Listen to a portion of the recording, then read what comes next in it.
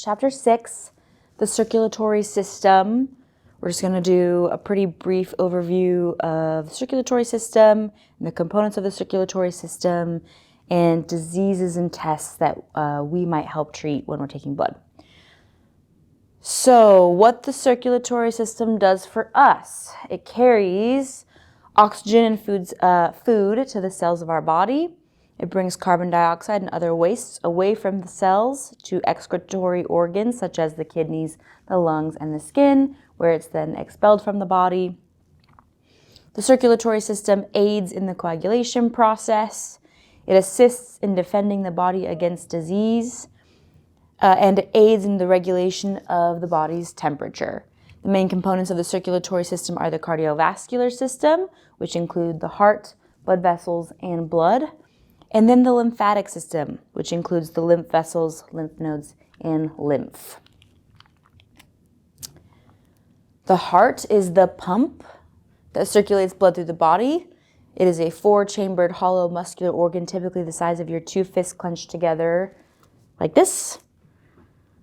The heart is surrounded by the pericardium, which is a thin fluid-filled sac that surrounds the heart. The pericardium is meant to decrease friction around the heart. The layers of the heart include the epicardium, which is the thin outer layer, the myocardium, which is the middle muscle layer, and the endocardium, which is the thin inner layer. The heart's structure includes 4 chambers, which are the right and left atrium and the right and left ventricles. The 4 valves of the heart are the atrioventricular or AV valve, the right tricuspid and left bicuspid valves, and then the semilunar, right pulmonary, and left aortic valves. So we have the right atrium. So if you're looking at this way, okay, just remember that we're looking at the anatomical structure of the heart as if it were a person standing in anatomical position. So this is the right side. This is my right side. So we have the right atrium. The blood comes down into the heart through the superior vena cava into the right atrium. Okay, it then goes through the tricuspid valve into the right ventricle. After the right ventricle, it goes through the pulmonary valve, out the pulmonary artery into the lungs, right, where it picks up oxygen. Okay, then it comes back into the heart through the pulmonary vein into the left atrium, through the mitral valve into the left ventricle, then through the aortic valve out the aorta to the rest of the body where it delivers oxygen and picks up waste.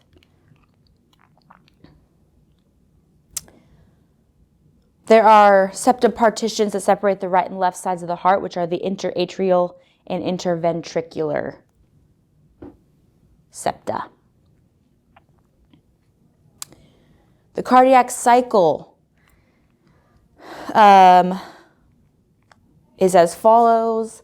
The first sound, which is a lub sound, the ventricles are contracting as the AV valves close. The second sound, the dub, so lub dub, that you hear when you put a stethoscope on a patient. The dub sound is the ventricles relaxing as the semilunar valves close. The heart rate is the number of heartbeats per minute. An average heart rate is 72 beats per minute. And then the cardiac output is the volume of blood pumped by the heart in 1 minute. The electrical conduction system is made up of specialized cells that initiate and distribute electrical impulses throughout the myocardium. This helps to coordinate each cardiac cycle. The sinoatrial node, or SA node, initiates each electrical impulse and is nicknamed the pacemaker of the heart. Our pulse is a palpable rhythmic throbbing caused by alternating expansion and contraction of an artery as blood passes through. So that's what you're feeling when you feel for a pulse or an artery here or in the wrist. A complete cardiac cycle is 1 complete contraction, systole, and relaxation, diastole, of the heart, which lasts about 0.8 seconds. The lab's role in diagnosing certain diseases of the heart includes these tests here. This is just an example of some tests that you might take as a phlebotomist. These are some cardiac cycle disorders that we might be assisting in the diagnosis of. and we'll go through and there will be more slides like this that give examples of tests that we might take to aid in the diagnosis of disorders. So this is our role and some of the tests that you might see as a phlebotomist when you go to take blood samples from a patient. Arterial blood gases is one that we'll talk about a little bit later that we're not going to do very many of. It's kind of out of our scope, but we'll learn about it. Cholesterol is huge. The CK, or creatine kinase, is a big one that we do. Digoxin, cultures, myoglobins, we do all of these. These are all pretty popular tests. The vascular system. So the cardiac cycle is important, okay, because we need to know how it works, the mechanism of the heart, the blood flow, how blood flow works. But really what we're going to be focusing on is the vascular system, okay? It's the bread and butter of what we do as phlebotomists, right? So the vascular system is a system of blood vessels that along with the heart forms a closed loop through which blood is circulated to all parts of the body. There are two divisions of this system, the pulmonary system. Pulmonary circulation carries blood from right ventricle of the heart to the lungs, which we've talked about. Carbon dioxide is removed, oxygen is picked up in the lungs. Oxygenated blood returns to the left atrium of the heart. Then systemic circulation, it leaves the left atrium of the heart, is carried, oxygenated blood is carried from the left ventricle to the body cells where nutrients are delivered to the body. Okay, nutrients and oxygen. The deoxygenated blood then returns with carbon dioxide and wastes from the cells to the right atrium where it continues the cycle, okay? It enters into the right side of the heart, goes out to the lungs, picks up oxygen and nutrients, comes back into the left side of the heart, goes out to the body to deliver the oxygen and nutrients and pick up waste. The structure of the vascular system is various blood vessels that along with the heart form a closed system through which blood flows. Arteries are blood vessels that carry blood away from the heart toward tissues. They have thick walls to withstand high pressure of the pulse. The aorta is the largest artery. Arterioles are small branches of arteries that join capillaries. Veins return deoxygenated blood from tissues to the heart. They have thin walls and low pressure. Blood is moved by skeletal muscle movement. They have valves that prevent backflow and pressure changes in cavities in breathing. So as we move, the skeletal structure of our bodies help to push blood through our veins, whereas arteries have that pulse that pushes the blood through. So that veins have thin walls and low pressure. So we'll be focusing on veins. When you come for Skills Week, we'll be focusing on identifying veins versus identifying arteries and what the difference is, okay? And then we'll also be learning how to identify things like valves, intersections of veins and stuff like that. So we'll get a chance to identify and discover what the structure of veins looks like, feels like when we're searching for a good venipuncture point. We have venules that are small veins that join capillaries, and capillaries that are microscopic, one-cell thick vessels that connect arterioles and veins. This is a site of gas exchange between blood and body tissues. Capillaries are where that gas exchange happens. So we're exchanging carbon dioxide for oxygen, and that happens at the capillary level. This is our blood vessel structure. You can kind of see a couple of main differences.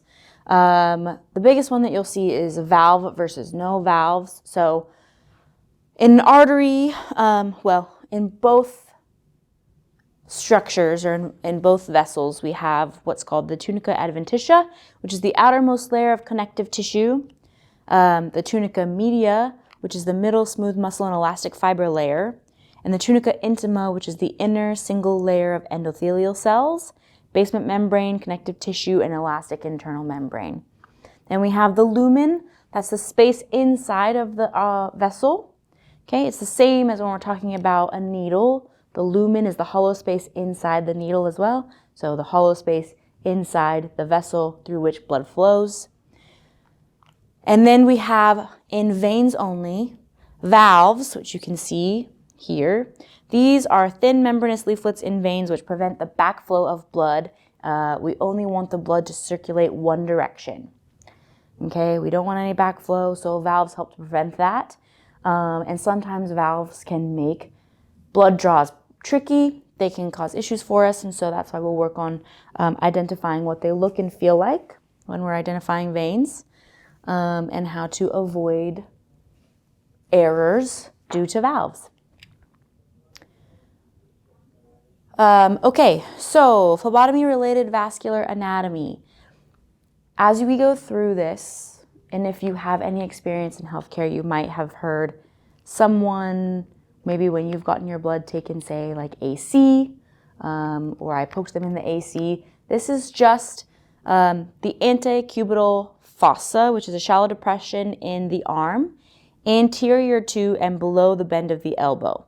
Okay, so anterior means in front of, anterior to, in front of the elbow, and below the bend, which is right down here. So this section of the arm here is the antecubital fossa, or AC. This is where we're going to be looking first. It's usually the best place to find a vein. Okay?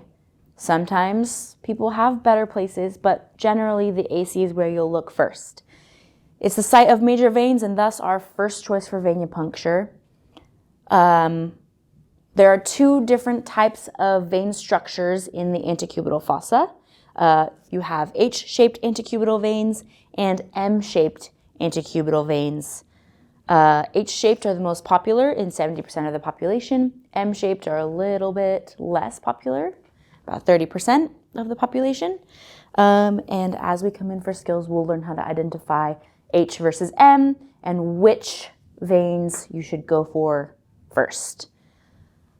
H-shaped veins look a little bit like this. Okay, so as we're looking at H-shaped veins, and remember these are in 70% of the population, so most people, okay, you're gonna have that main median cubital vein that runs, this is our cross section of our H, that runs right along the middle of the arm, okay? Usually it'll be pretty prominent, especially when we have a tourniquet on. It'll be right there in the center. You'll be able to feel it. You most likely will be able to see it. Sometimes you can't, depending on the person. But this is our first choice. Okay, it's located near the center of the AC, preferred vein, first choice, just because it's right there in the center, you can see it, and generally it's nice and straight. Okay, you've got a nice straight section that you can puncture. Then we have our cephalic vein, okay, which is on the lateral aspect of the arm. So that would be, if we're looking at this arm, and I have an H-shaped vein structure, the median vein is right across the center, and then my cephalic is on the outside, okay, lateral portion of my arm. That's going to be next. That's going to be our second choice. And then our basilic is located on the medial aspect of the arm, right in here. Medial, median, close to the body, okay, lateral, farther away from the middle of the body. So our median section, this is where the basilic vein is, and that's right along here. The reason why this is our last choice is because we have nerves that run along this as well. So when you hit your funny bone, that's the nerves, okay? The nerve that you're hitting here that gives you numbness in your pinky runs right alongside the basilic vein. So generally we try to avoid that area just because it could be potentially easier to strike the nerve and cause nerve damage or just discomfort for our patient. It's really uncomfortable to poke over here because of the nerve section. So we want to try for the median vein or the cephalic vein first, if we can. And again, just a reminder, the H-shaped structure is displayed by about 70% of the population. So you'll be seeing this the most. So just try to go right in the center. Our M-shaped vein kind of gets a little confusing because we have an extra section right there in the middle. The cephalic vein is the, so you have the cephalic vein. Okay, remember the cephalic is on the outside. Then our median vein, which is again our first choice, but we have different sections of the median vein. So generally what you'll see is cross sections that connect the cephalic to the median and the basilic to the median. So the main median vein will be a little bit lower, but still nice and straight, okay? So you're poking a little lower generally, so it'll be down here. This is kind of the bend of our elbow up here. So what you're going to see is a nice straight median vein down low, and then the median basilic and median cephalic would be your second choices, okay? Because they're still in the center, they still give you nice straight sections. And then again, you would move, if you couldn't find the main median vein, the median cephalic or the median basilic, you would move to the cephalic and then the basilic. Basilic is always last. The greatest chance of nerve injury is associated with venipuncture in the most medial and lateral portions of the antecubital fossa. So we just want to make sure that we're paying attention to how deep we're poking, paying attention to the length of our needles. We're not probing too deep, and we're not maneuvering the needle around, especially in the area of the basilic vein. We just want to make sure that we are minding our angles, okay, and poking just into the veins. So we also can poke forearms and hands. We do have our dorsal forearm veins, okay, and this is our dorsal network, which is right up here. Generally in the top of the wrist and extending up the forearm. Some people will have a really big dorsal network. So dorsal forearms and the dorsal branch of the ulnar veins. We really want to avoid this section right here on top of the wrist on the thumb side because the nerves run along that, okay? We just want to make sure that we avoid that. This can be a really uncomfortable place to poke as well. We also have superficial branch of radial and metacarpal veins, okay? So what we really want to try to do is focus on the top of the wrist right here. Sometimes leading up into the forearm, generally on men, you'll see pretty large veins up top. And when you flip the arm over, sometimes they'll have really large veins on the inside of the forearm as well. So we're focusing on the inside of the forearm, the top of the forearm, generally on the outside, an extension of that cephalic vein. And then we're going to check the top of the hands. When we check the top of the hands, we really want to make sure that we are staying away. As you can see in this kind of diagram, you can see the bone structure. And you can see that there are spaces in between the bones where those veins and nerves run. Okay, so generally when you see hand veins, they're going to be either in between the bones of the hand, or they're going to be running diagonally across like the knuckles. Okay, this one is diagonal across the hand, and then it goes down in between the bones. Diagonal and then down in between the bones, right? So we want to, when we're looking at hands, make sure that we are trying to find the best vein that sits in between the structure of the bones rather than diagonal across the knuckles or diagonal across the bone. Just because generally hand veins are really shallow.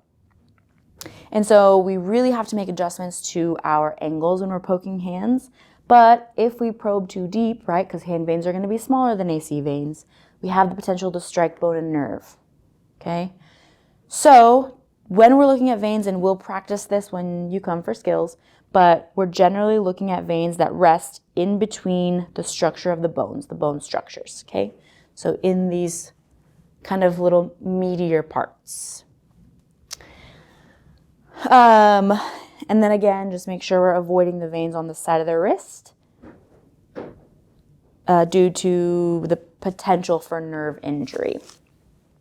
And then as we move down into the fingers, you have digital veins and nerves. Really, we're probably not going to be poking in the fingers, okay? We're going to avoid the fingers. The veins are too small. They really don't give us much blood output anyway. They're really fragile, and it's pretty painful for the patient. So top of the wrist, top of the hand, top of the forearm, and then underneath is where we're looking.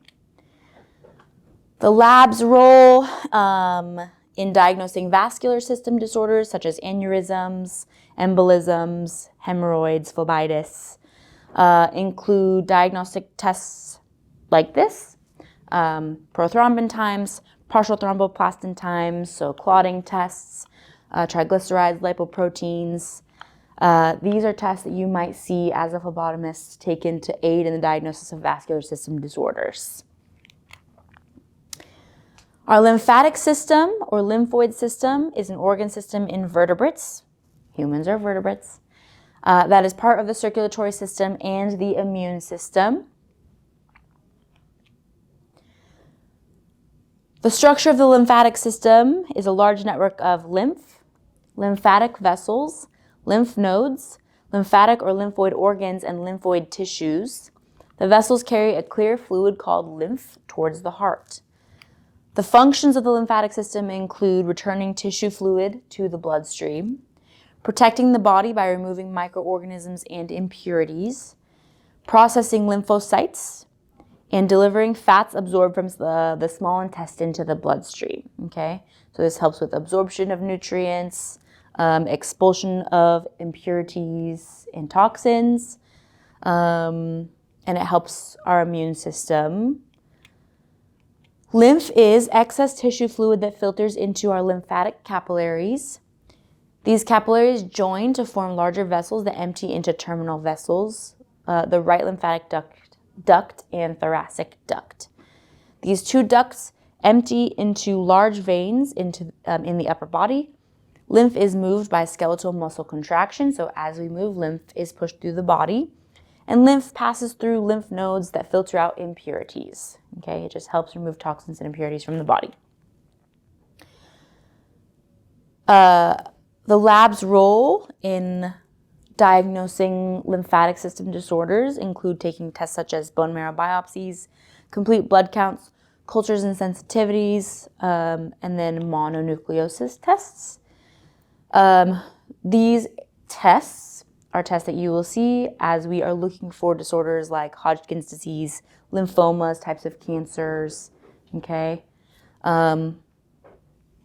So these are some tests that you would see if you were a phlebotomist looking to aid in the diagnosis of lymphatic system disorders. Now we're going to be talking a little bit about blood and the components of blood. You're going to be working with blood on a daily basis, so it's really important that you understand kind of how the blood works and what's the blood is made up of. So there are four main components of whole blood, which include plasma, white blood cells, red blood cells, and platelets. These components work together to transport and protect our body. So they transport oxygen and nutrients throughout the body. They pick up toxins and impurities and filter them out, take them to the organs where they can be expelled. Transporting oxygen and nutrients from the lungs to the body while transporting carbon dioxide from the body back to the lungs. They transport waste products to the liver, kidneys, and skin for elimination. Okay, blood is really important. And the structure of blood and the components of the blood can tell us a lot about what's going on inside the human body. Whole blood is blood as it is in the bloodstream before any of the elements have been removed or separated by centrifugation. Okay? While you're here for skills, we'll also practice centrifugation or putting the blood samples in the centrifuge, spinning them down to separate the components of the blood so you can see them in their individual states. Whole blood is not allowed to clot or to separate. So we don't want it to clot, we don't want it to separate, we want to test it as it is when it comes straight from the body into the tube. It must be collected in an anticoagulation tube. We'll talk more about this. There are different tubes that take, different tests that have different additives that do different things, which we'll learn about. So this is whole blood. Okay, once we centrifuge it, the components of the blood will separate, giving us plasma, a buffy coat, and erythrocytes, which are red blood cells. So plasma is 55% of the total blood.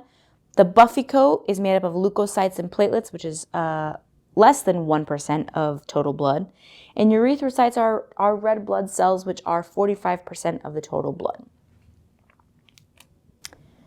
Plasma is a liquid yellow or straw-colored portion of centrifuged blood. So when we centrifuge it, we get our three components. The plasma, we want to be this liquid yellow or straw color. Looks like apple juice.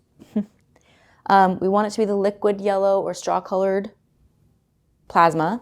It makes up approximately 55% of the blood volume. And it contains a lot of components: water, gases, minerals, carbs and lipids, proteins, waste products, vitamins, hormones, any drugs you're taking. It tells us everything we need to know about medication we're on, maybe what's going on in the body. So we do a lot of testing on plasma because it has a lot of components in it. We can also see if a person is generally unhealthy based on the color of the plasma. Sometimes it can be milky or maybe a pinkish color, and that gives us an indication that we have an unhealthy patient. We can also tell if the blood sample is no good based on the plasma sample. If the plasma has been contaminated with blood cells, generally that means we would need to draw the sample again. So it just kind of depends on the color and components of the plasma. That's how we get all of our information. Formed elements of whole blood include erythrocytes, which are our red blood cells, leukocytes, which are our white blood cells, so RBCs and WBCs, thrombocytes, which are the platelets, which are essential to coagulation. Each of these elements have specific roles inside the body. Red blood cells, also called erythrocytes, are produced in the bone marrow. They're the most numerous cells in the body. They have a lifespan of a couple of months, and they transport hemoglobin throughout the body. Hemoglobin is just the component that carries oxygen through the body. It's a protein molecule that carries oxygen from the lungs to the rest of the body and to carry carbon dioxide from the body back to the lungs to be expelled. So it's a protein molecule that attaches oxygen to the red blood cell for transport. A healthy RBC, a red blood cell, has a biconcave disc shape, meaning both sides are curved inwards. So if you look through a microscope at a healthy red blood cell, it'll be nice and round, a disc shape with two indentations, one on each side. White blood cells, or WBCs, also called leukocytes, are produced in the bone marrow as well. They are larger than red blood cells and have a shorter lifespan of only 2 to 3 weeks rather than a couple of months because they work harder. Their purpose is to fight against infection. They neutralize or destroy pathogens. There are 5 types of white blood cells, which include neutrophils, eosinophils, basophils, lymphocytes, and monocytes. Neutrophils are the primary source of defense. They make up the largest percentage of the white blood cells. Eosinophils make up 3% of white blood cells. A large number of them can indicate a parasitic condition or allergic reaction. Basophils make up less than 1% of white blood cells. They produce heparin and prevent clotting. Lymphocytes are produced in the spleen and lymph nodes and produce antibodies against foreign substances. And monocytes make up 3 to 7% of the white blood cell count, assist in phagocytosis, which means that they ingest foreign particles and help with cleanup after infection. So generally, once we have illness, infection, so any type of disease or anything like that, the white blood cells will come, okay, and they will attack that infection or illness. What that does, as it kills that infection or illness or those bacteria, is it creates waste, which the monocytes then come and clean up. Okay, they basically devour and digest the cells and help clean up the toxins and the waste from that infection or disease or whatever is going on. And this is why generally when people are really sick, right, with like cancer or just illness in general, you see kind of a rise in the white blood cell count, is because the white blood cells then, they come to assist in eliminating or trying to eliminate the disease or illness. Moving on to platelets, also called thrombocytes. The smallest cells in the blood, also produced in the bone marrow. They have a lifespan of about 10 days and are continuously made. Their purpose is to assist in blood clotting and the healing process or the coagulation process. So platelets assist in our healing. Platelets increase around the area that is bleeding to assist in the formation of clots. So if you have a cut or a scrape that is bleeding, platelet formation will happen to assist in forming clots and closing that wound, starting the healing process. Hemostasis is the process by which blood vessels are repaired after injury. Step 1, the injury occurs or the skin barrier is broken. You get a cut or a scrape. Step 2, activated platelets are in injured tissue release thromboplastin. It's a hormone response. Okay, so platelets in injured tissue release thromboplastin. That combines with other elements to produce what we call thrombin. Step 3, thrombin acts as a protein called fibrinogen, resulting in the creating of fibrin. Step 4, the tiny threads of fibrin create a mesh scab that catches red blood cells and creates a clot. Okay, so our hormone response releases thromboplastin, which turns into thrombin, which turns into fibrinogen, which creates fibrin, which creates the scab that covers our scrape or our cut. Thrombin is a coagulation factor that plays a major role in coagulation. Without thrombin, coagulation wouldn't happen. It's generated at injured site from prothrombin. It converts fibrinogen to a soluble fibrin. So when thrombin and fibrinogen mix, it creates fibrin. It amplifies coagulation and supports platelet plug formation. So what you'll see in this visual here is we have a vessel injury. Prothrombin creates thrombin, creates platelet activation, creates fibrinogen, then fibrin, which creates a scab, which is this yellow fibrous tissue there.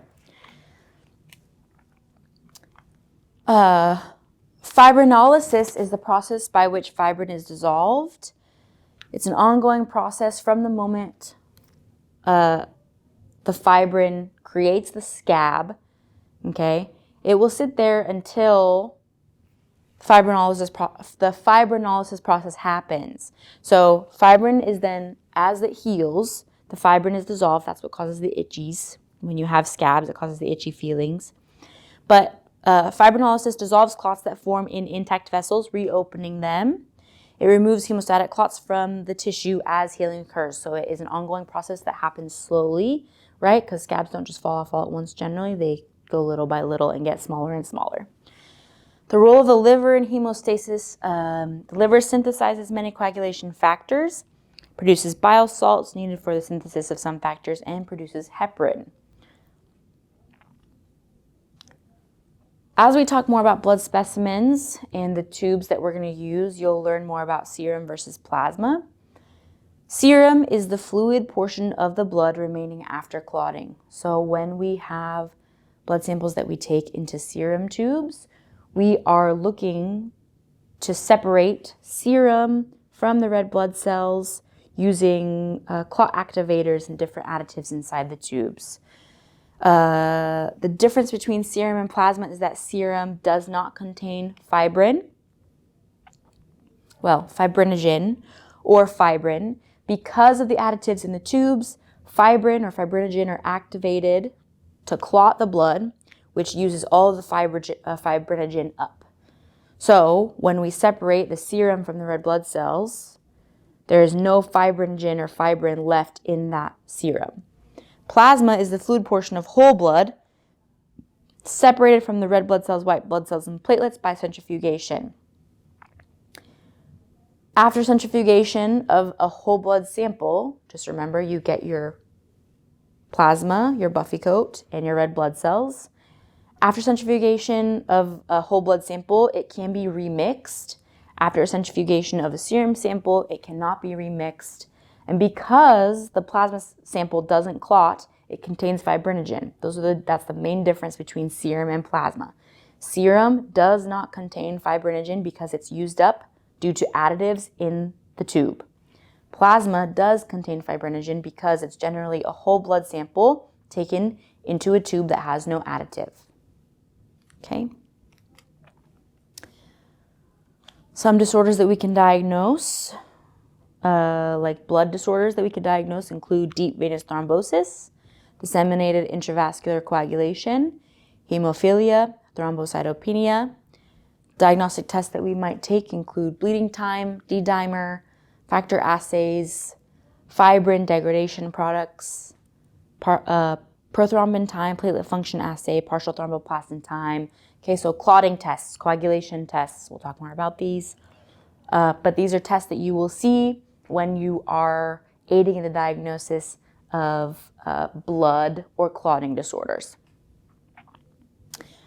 We'll talk a little bit about blood typing. We do take some tests regarding blood typing, especially if you're working in the hospital setting.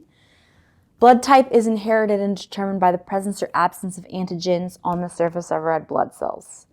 A person's blood either contains antibodies or can develop antibodies directed at the opposite blood type, which is why it's really important that when we're doing blood transfusions, we blood type the person who's receiving the blood and test it against the donor blood, because if you give someone the wrong blood type, it could be very bad.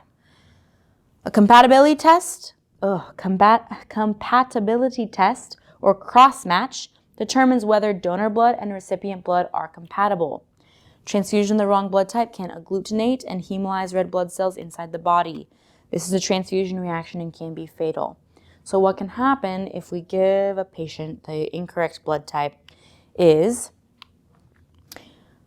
the antibodies are either in the bloodstream already or they develop, okay, when the opposite blood type is introduced.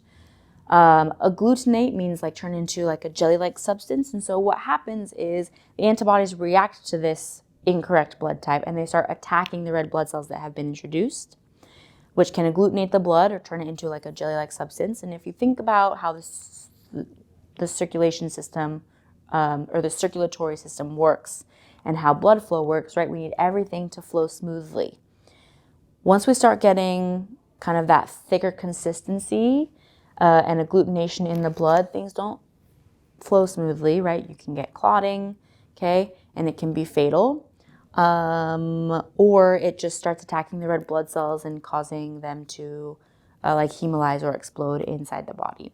So it's a very dangerous reaction that can happen when we give the wrong blood type to someone, which as we move forward, we'll talk more about type and screens and cross matches and the importance of our job when we're taking them. There are special considerations when taking those tests, so we'll talk more about that. But it's very important that we pay attention to the test that we're taking when it involves blood typing. There are different blood group systems, and this might help us understand things a little bit more. ABO blood group systems include 2 antigens, which are A and B, and then 4 blood types, A, B together, and O. Then we have our RH blood group systems, which is based on the D antigen, also called the RH factor. Either you have the RH factor or you don't. If you have it, it's RH positive. If you don't have it, it's RH negative. And that's how you get your blood types, positive and negative blood types. Disorders that we can diagnose as far as blood type goes include anemia, leukemia, leukocytes, leukocytosis, leukopenia, polycythemia, thrombocytosis, and thrombocytopenia. Diagnostic tests that a phlebotomist can take, or most likely will take, are complete blood count, ABO and RH type, so ABO cap, cross-match, differential, erythrocyte sedimentation rate, hematocrit, hemoglobin, and platelet function. These are just a few. There's a bunch more, but you will see all of these and more when you are taking tests to aid in the diagnosis of disorders for blood.